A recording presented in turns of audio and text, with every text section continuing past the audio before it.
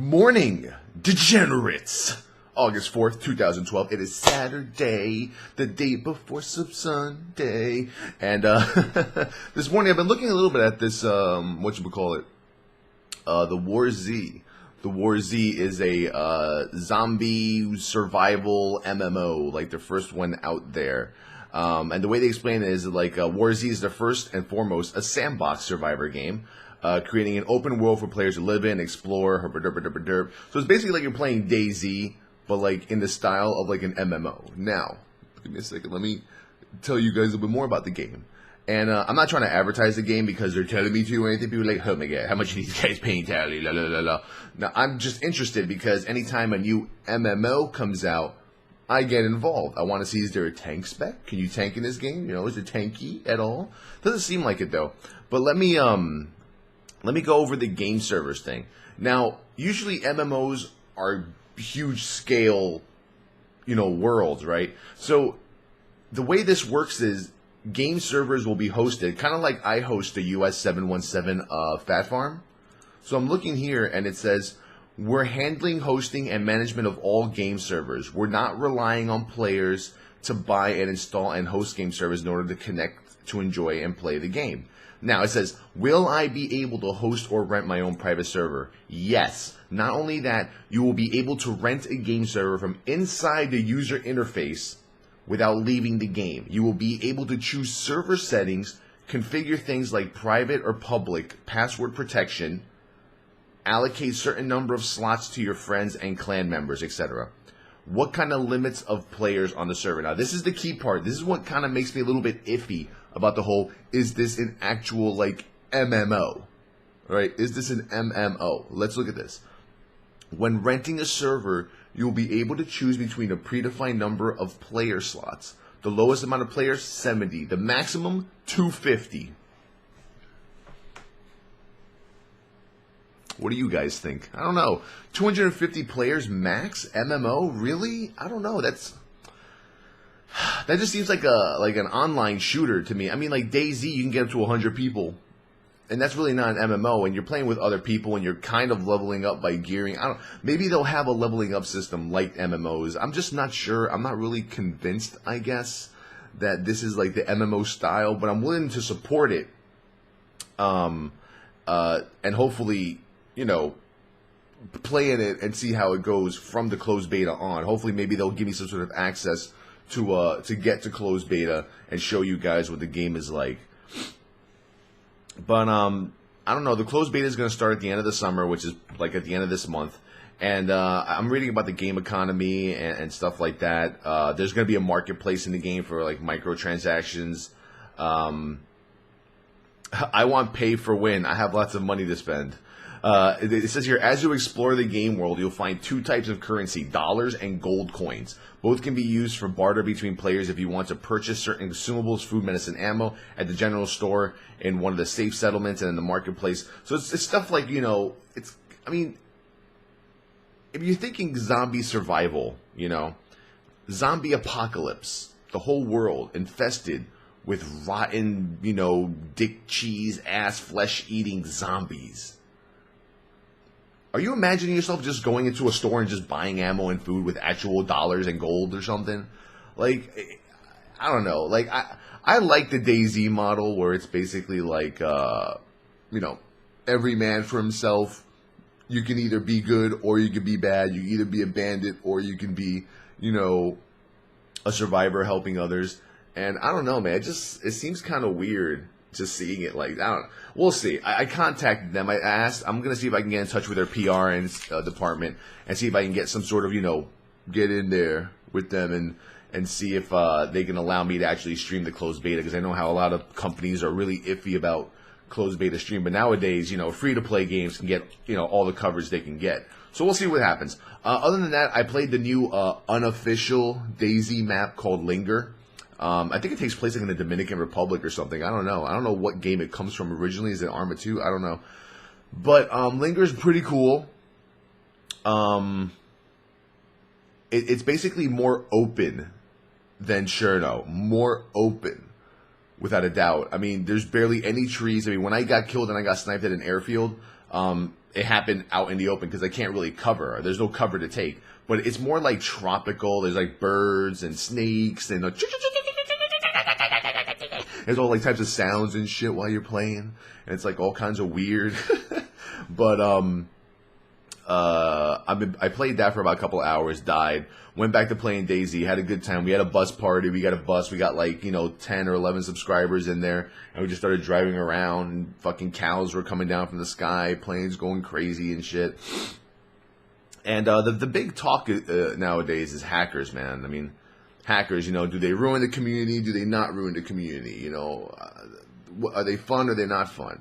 I mean, I have hackers that are in my live stream, that are actual subscribers, and sometimes they just come onto the servers to make it a more fun atmosphere on people's private servers. Like, well, my server's not private. I have US 717 Fat Farm, right? But when I go in there, I tell people, hey, man, I'm not gonna endorse hacking. I'm not gonna say I love hacking. But because I am in this server and everyone in my stream knows I'm in this server, some shit may go down. So if you have valued weapons that you cherish, get the fuck out quickly. And that's what I tell people. Because I don't want them to lose all the gear that they worked hard for. Just, log out, save whatever you got to save in GTFO. But sometimes they make it fun. And obviously I can understand the frustration. Out there's hardcore players. That I look at some of the live streams, they have, titles like, Sniper AS Tactical Play, come watch me. And it's like, stuff like that is kind of boring. It is. It's just boring as fuck. And I don't like it. I like having a lot of fun. And if I go into a server and I let my live stream know what server I'm in, and there just happens to be flying cows and explosions everywhere, it makes it kind of cool. What can I say? Other than that,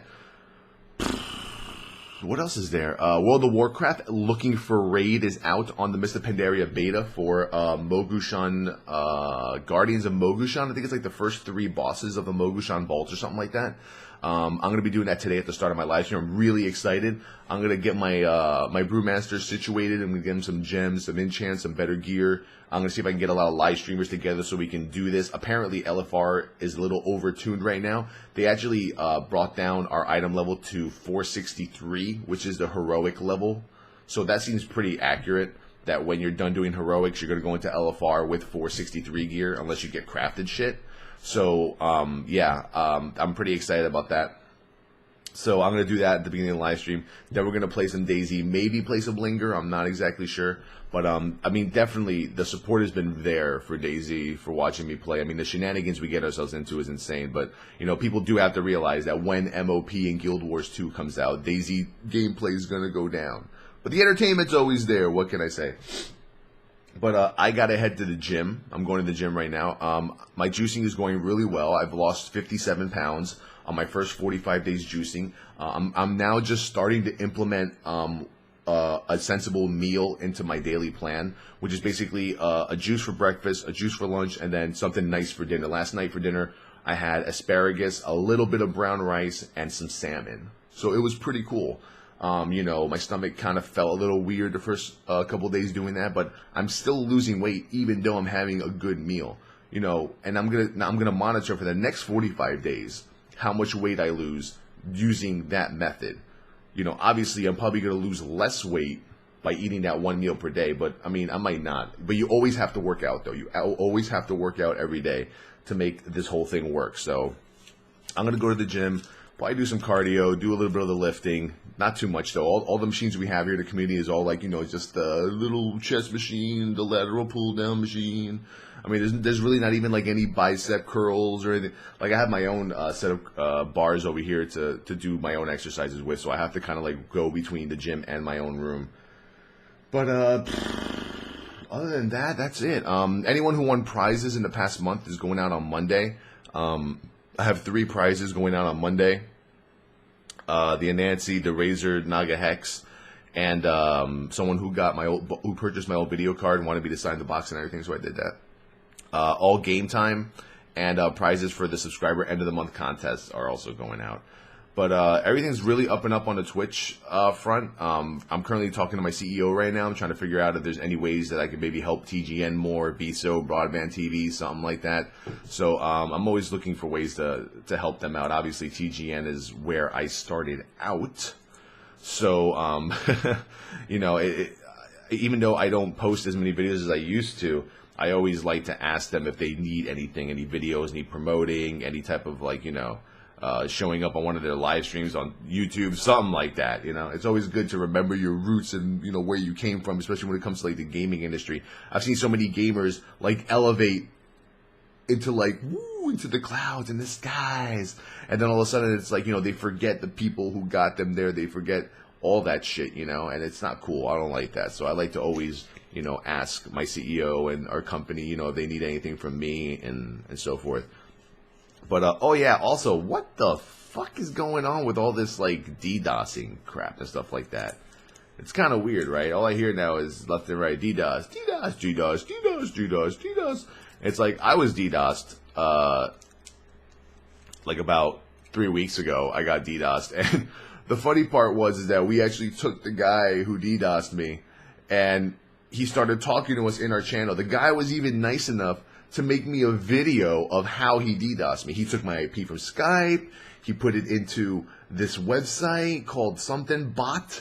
He just put my IP in here. He put his own little username password. He hit enter, and it just started sending like a flush of like packets, which is, I don't even think really is a DDoS. I feel like the DDoS isn't really DDoSes, but I don't know. Right now, there's this huge beef going on online between certain parties about, oh, well, this guy DDoSed me. And look, man, one thing you probably never want to do is you probably never want to make enemies with hackers. You know, that's one thing. That's why when the guy DDoSed my channel, I was all nice about it. And in actuality, in reality, deep down inside, I wasn't really that mad. I was kind of laughing about it. Because, I mean, when you get DDoS, man, that means you're doing pretty good for yourself, I guess, if people think that you're, you know, popular enough or, you know, good enough to get... I mean, obviously, hackers love to attack you in large venues, big live streams, big events, charity events, 20,000 people. And it's all dependent on your connection, man. It's fucking weird. And people can get your IP like that, man. Skype is the easiest way to get someone's IP.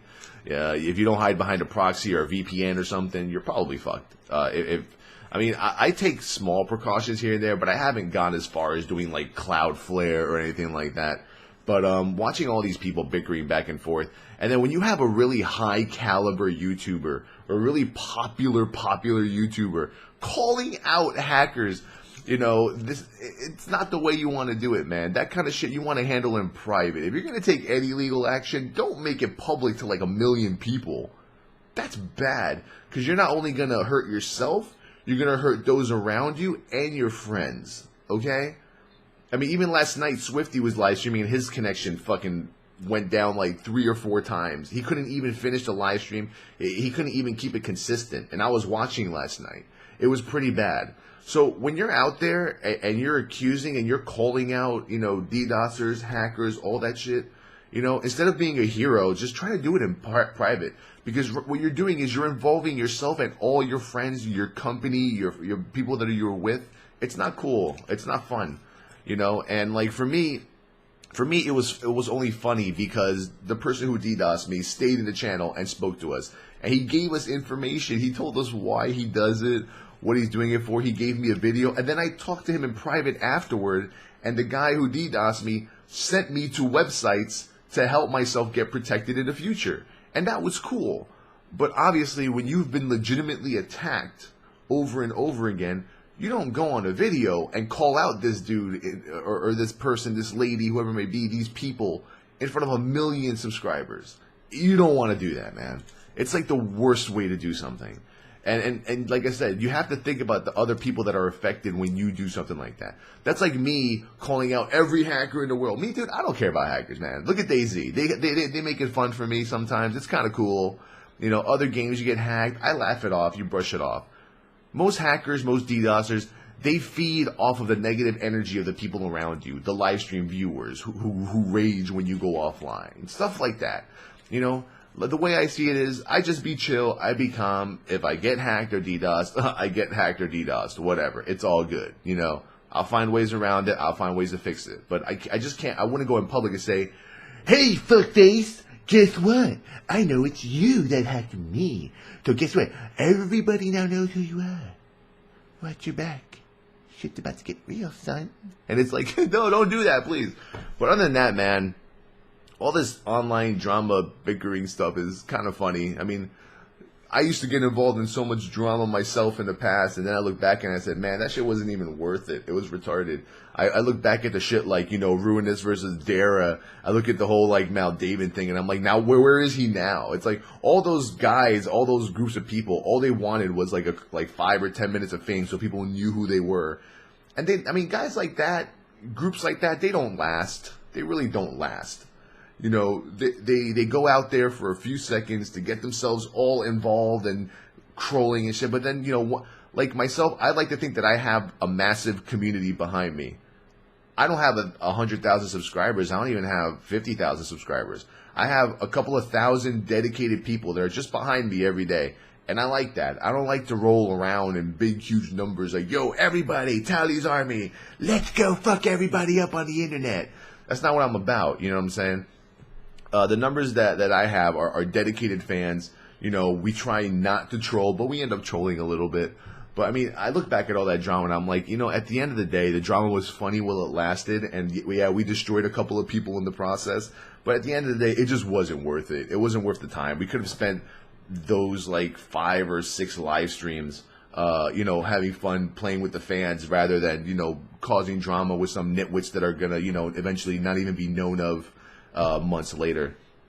But yeah, all this back and forth stuff, you know, like I said, it's a shame that, you know, now like 100,000, 300,000, a million people know about what's going on with these hacks and stuff like that, and it's just going to cause more issues, I think. But I guess we'll see what happens. Let me know what you guys think.